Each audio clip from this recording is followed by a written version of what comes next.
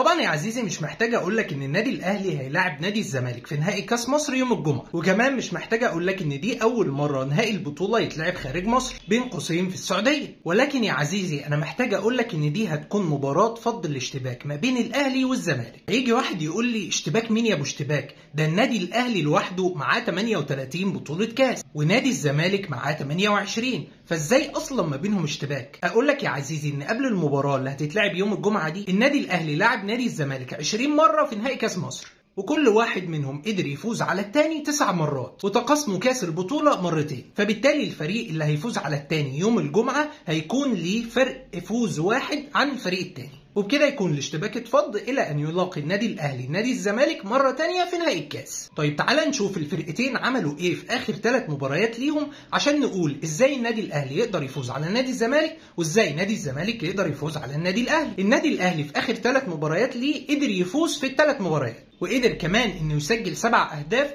وما دخلش فيه غير هدف وحيد، وكمان الهدف اللي دخل فيه كان من ضربة جزاء. طيب ازاي النادي الاهلي قدر يسجل ال7 اهداف دول؟ تعال نشوف. اول هدف كان عن طريق حسين الشحات، الكرة اتقطعت على طول واتعملت تشيب باس من السولية لمودست اللي استلمها على طول وريحها للشحات وحطها في المرمى، وده طبعا كان من ضغط عكسي للنادي الاهلي ومهارة في الاستلام من مودست، وعلى طول فينيشنج ولا احلى ولا اروع من حسين الشحات. طيب الهدف الاول اللي سجله النادي الاهلي في بلدية المحلة كان كرة طولية من رامي ربيعة على طول لأسامة ابو علي اللي كسر التسلل في جزء من الثانية وقدر يسيطر على الكرة، وفينيشنج ولا احلى من أسامة ابو علي. الهدف الثاني في نفس المباراة هتلاقي الكرة ملعوبة من عمر كمال في ظهر المدافعين لرضا سليم اللي بيعمل كرة عرضية على طول وكريم فؤاد بيخلص. اما الهدف الثالث الكرة اتلعبت من مصطفى شوبير لامام عاشور اللي لم وعمل بروجريسيف باص زي ما الكتاب بيقول وحط الكرة قدام رضا سليم على طول ورضا سليم بيخلص في الشبكة. الهدف اللي بعده مهارة من امام عاشور في انه يقدر انه يحصل على ضربة جزاء وبيحطها أسامة ابو علي برضه ولا احلى ولا اروع. اللي بعده كان هدف على طول الكرة من علي معلول بيحطها في عمق الملعب لمحمد مجدي قفشه اللي بيربط على طول مع مودست اللي بيتحرك في ظهر المدافعين، وتايمنج ولا احلى من قفشه في الباص وبيفنشها مودست في المرمى. اما اخر هدف جابه النادي الاهلي كان في يانج افريكانز وكان عن طريق برضه حسين الشحات، الكرة كانت ناحية الشمال من علي معلول على طول لعمرو السولية اللي بيحطها لحسين الشحات اللي بيلعبها تاني لعلي معلول في ظهر الدفاع، وعلي معلول استنى حسين الشحات لما يخش جوه منطقة الجزاء وريح حاله على طول وحطها في المرمى ولا احلى ولا اروع. طيب يا عزيزي انا عايز اقول لك ايه من كل الاهداف اللي انا عرضتها لك دلوقتي؟ عايز اقول لك ان اي فرقه تيجي تلعب النادي الاهلي لازم تخلي بالها من حاجتين. اول حاجه ان انت لو حاولت ان انت تلعب دفاع متقدم شويه على النادي الاهلي هيقدر بسهوله جدا في وجود امام عاشور او رامي ربيعه ان هو يلعب كرات طوليه في ظهر المدافعين، والكرات دي بتكون بدقه عاليه جدا وتقدر توصل للمهاجمين والمهاجمين يفنشوها جوان، واكيد شفت ده في الاهداف اللي انا عرضتها لك من شويه. اما الحاجه الثانيه اللي انا عايز اقولها ان النادي الاهلي خطير جدا من على الاطراف، بيحصل دايما تجميع لعب ما بين 3 الباك واللعيب رقم 8 والهاف سواء في الناحيه اليمين او في الناحيه الشمال، وتجميع اللعب ده بينتهي بان الكرة بتروح في مناطق متقدمة من الملعب والكرة بتتحول من الطرف لمنطقة الجزاء وبتنتهي هدف، وده برضو شفناه في الهدف اللي جابه كريم فؤاد وشفناه في اخر هدف سجله النادي الاهلي في يانج افريكانز. يعني باختصار لو عايز تقفل على مفاتيح لعب الاهلي ما تسيبش مساحات خلف دفاعك كتير، وحاول على قد ما تقدر ان انت تقفل على اجناب الملعب. طيب نروح للطرف الثاني في مباراة يوم الجمعة وهو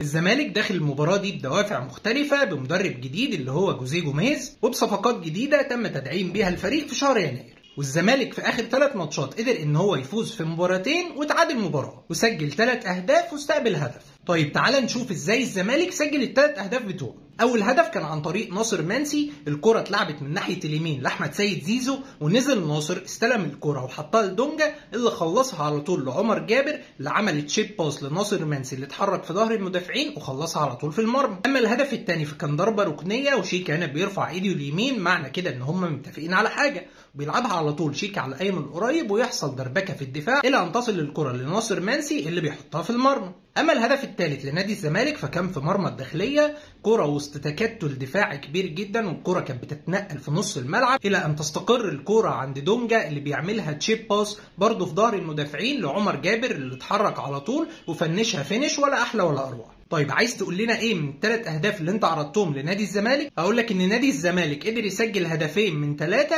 بكورتين تشيب باس خلف المدافعين، سواء كان من دونجا او من عمر جابر. وهنا الفكره كلها ان جوزيه جوميز المدرب الجديد لنادي الزمالك بيحب يلعب بخطه كسر الخطوط، ودايما خطورته بتكون من قلب الملعب مش على الاطراف، وده لانه معاه في نص الملعب لعيبه بلغه الكوره كويره زي عبد الله السعيد وناصر ماهر ودونجا اللي بيحمي ظهر الاثنين دول. وبالمناسبه دونجا مع المدرب ده ظاهر بنسخه جديده خالص غير دونجا اللي احنا كنا بنشوفه. وملخص كل ده ان لو النادي الاهلي عاوز يقفل على مفاتيح لعب نادي الزمالك وهي نص الملعب، اقول لك انك قدامك حل من الاثنين. والكره مع نادي الزمالك ان انت تضغط على مفاتيح اللعب بالنسبه لنادي الزمالك اللي هم دونجا وعبد الله السعيد عشان ما تخليهمش يخرجوا بالكره، وحتى لو خرجوا بالكره ما يبقوش مرتاحين. الحاجه الثانيه هي والكره مع النادي الاهلي ان انت تخلي الكره معاك اطول وقت ممكن، لان اصعب حاجه على لعيب الكره اللي هو الكوير ان الكره اصلا ما تبقاش معاه. يعني اختصار الفيديو ده كله، الاهلي لو عايز يكسب الزمالك يضغط على لعيبه نص ملعب نادي الزمالك ويمنع عنهم الاستحواذ وينقل اكبر عدد من النقلات في نص ملعب نادي الزمالك. والزمالك لو عايز يكسب الاهلي يخلي باله كويس جدا من اطراف الملعب اللي النادي الاهلي مميز جدا فيها، ويحاول ان هو يلعب على التحولات والهجمات المرتده عن طريق احمد سيد زيزو او مصطفى شلبي. وبكده يكون الفيديو بتاعنا خلص النهارده. اتمنى ان انا اكون وضحت ولو جزء صغير من طريقه لعب الفرقتين، وان شاء الله اشوفكم في فيديوهات تاني قريب.